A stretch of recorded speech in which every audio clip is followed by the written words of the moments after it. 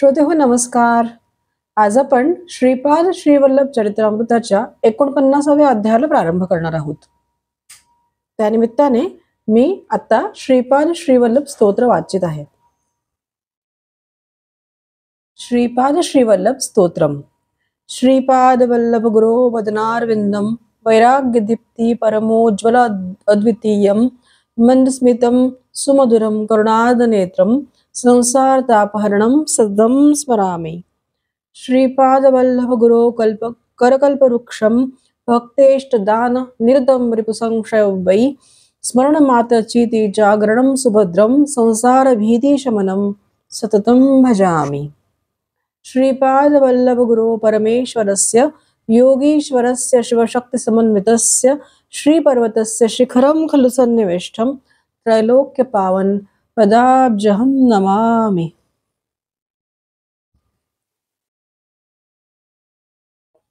चला तर मग श्रीपाद श्रीवल्लभ चरित्रामृताच्या या पुष्पमालिकेमध्ये 49वे पुष्प गुंफूया. अध्यायाचे नाव आहे श्रीपाद प्रभूंचे कर्मविनाशासंबंधीचे विधान. श्रीपाद राजम शरणम प्रपद्ये. अध्याय 49. श्रीपाद प्रभूंचे कर्मविनाशासंबंधीचे विधान. 33 संख्याविशेष कुरुगड्डीतील श्रीपादाचे कार्यक्रम. श्रीपाद प्रभू एकदा म्हणाले, शंकर भट्टा, आपण ज्याचे अनुष्ठान करतो ती अग्निविद्या आहे. अग्नि उपासना करणे क्षत्रिय लक्षण आहे. तुझी अग्नि उपासना म्हणजे विझलेल्या शेगडीवर स्वयंपाक करण्यासारखी आहे. यावर मी श्री प्रभूंचा जय जयकार करून म्हणालो, महाराज, माझ्या जीवनानंतर सुद्धा ही शेगडी अशीच राहणार आहे. यावर श्रीपाद प्रभू म्हणाले, तुझ्या विझलेल्या शेगडीत स्वतःची शक्ती नाही. माझ्या योग शक्तीने त्या शेगडीवर केलेला स्वयंपाक प्रसादरूप होऊन भक्तांचे दैन्य दुःख हरण करीत आहे. ही शेगडी अजून 9 वर्षेपर्यंत पेटणार आहे, म्हणून मी 33 वर्षेपर्यंत गुप्त स्वरूपात राहिलो. त्यानंतर 3 वर्षेपर्यंत तेज स्वरूपात राहून श्रद्धाळू भक्तांनाच दर्शन देत होतो. तेव्हा मी 33 वर्षाचा होतो. योग्यांच्या जीवनात 33व्या वर्षी अनेक बदल घडून येतात. रुद्रगणांची संख्या 33 कोटी आहे. श्रीपाद प्रभू पुढे म्हणाले, आपला अग्नियज्ञ यानंतर सुद्धा चालूच राहील. कर्माला स्थूल रूप देऊन दग्ध करण्याचे प्रतीक म्हणून अग्नि आराधना करायची असते. यामुळे भक्तांचे कर्म स्थूल रूप घेण्यापूर्वी सूक्ष्म रूपात असते. त्यापूर्वी कारण रूप देह हा शरीरात असतो. यामुळे 33 वर्षे उलटल्यानंतर अशा प्रकारची अग्निपूजा करण्याची गरज नसते. त्यावेळी माझा आश्रय घेणाऱ्यांची पापकर्मे सूक्ष्म शरीरात राहून आणि माझी कारण शरीरात राहून योग अग्नीने दग्ध होऊन जातात.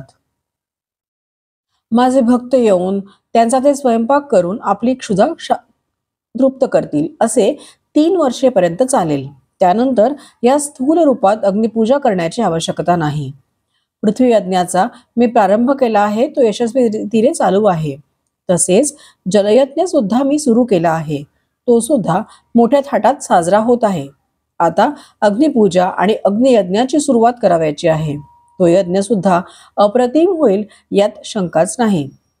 समस्त जीवराशीतील अग्निस्वरूप माझेच आहे. सर्वांचे शुद्धीकरण मीच करतो. सर्वांचा नाश करणारा सुद्धा मीच आहे. पंचतत्वामधील संबंधित यज्ञाबद्दल माझ्या इतकी माहिती कोणालाच नाही. एके दिवशी एक नवदाम्पत्य श्रीपाद प्रभूंच्या दर्शनाला आले होते. त्यांना पंचदेव पहाडावरील दरबारात राहण्याची प्रभूंनी आज्ञा केली. त्या आदेशानुसार ती दोघे पती पत्नी पंचदेव पहाडावरील दरबारात गेली.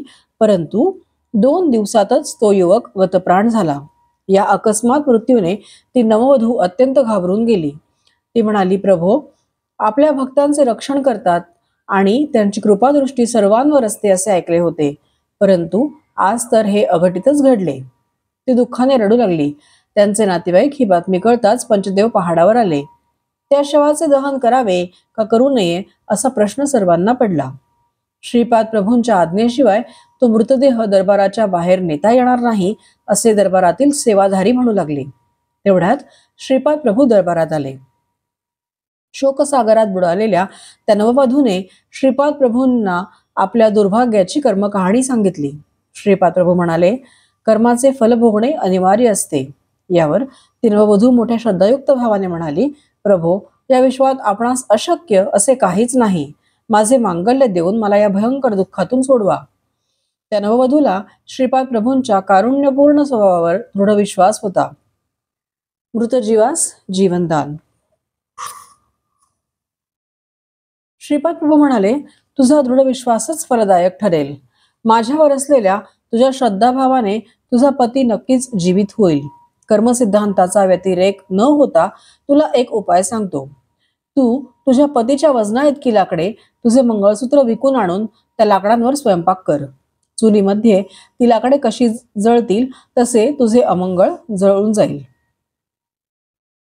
श्रीपादांच्या सांगण्याप्रमाणे सर्व लाकडे जळून जाताच तो तरुण झोपेतून उठल्याप्रमाणे उठून उभा राहिला. आजूबाजूस सर्व नातेवाईक पाहून त्या नववधूच्या आनंदाला पारावार राहिला नाही. सर्व भक्तगणांनी आनंदाने श्रीपाद प्रभूंचा जय जयकार केला. दरिद्री ब्राह्मणावर श्रीपाद प्रभूंची विशेष कृपा. एकदा एक अत्यंत गरीब ब्राह्मण श्रीपाद प्रभूंच्या दर्शनासाठी आला. तो परिस्थितीने एवढा गांजला होता की श्रीपाद प्रभूंची कृपादृष्टी न झाल्यास आत्महत्या करण्याचा त्याने निश्चय केला होता. श्रीपाद प्रभूंनी त्याचा भाव जाणला.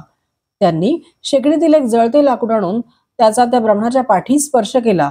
त्या जळत्या कोलिताने ब्राह्मणाची पाठ भाजली आणि त्या वेदना बराच वेळ होत्या. श्रीपाद प्रभू म्हणाले, अरे ब्राह्मणा, तू आत्महत्या करण्यास सिद्ध झाला होतास. मी तुझी उपेक्षा केली असती तर तू खरोखरी आत्महत्या केली असतीस.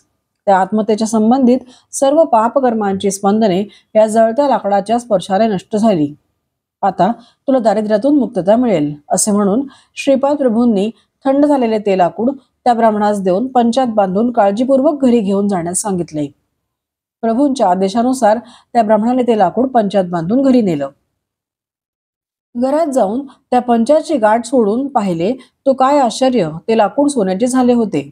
अशा प्रकारे त्या गरीब ब्राह्मणावर श्रीपाद प्रभूंची विशेष कृपा झाली. श्रीपाद प्रभूंनी अनेक भक्तांच्या पापाचे अग्नियज्ञाने दहन केले होते.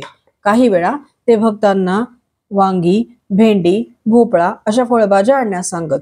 त्या भाज्यांच्या रूपाने भक्तांच्या पापकर्माची स्पंदने आकर्षून घेत. अशा प्रकारच्या भाज्या स्वयंपाकात वापरून भक्तांना खाण्यास देत. यामुळे ते कर्मबंधनातून मुक्त होत.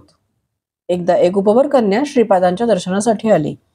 तिचा विवाह कुठे जमत नव्हता. तिला कुजदोष म्हणजे मंगळदोष असल्याने प्रभूंनी तिला कंद आणावयास सांगितला. त्या कंदाची भाजी त्या मुलीसह तिच्या कुटुंबियांनी खावे असे प्रभूंनी सांगितले. त्याप्रमाणे केल्यानंतर कर्मबंधनातून मुक्तता होऊन तिचा एका योग्य वराबरोबर विवाह झाला. श्रीपाद प्रभू काही लोकांना गाईचे तूप आणून स्वयंपाकासाठी देण्यास सांगत. तर काहींना गाईच्या तुपाचा दीप देवासमोर लावण्याचा आदेश देत.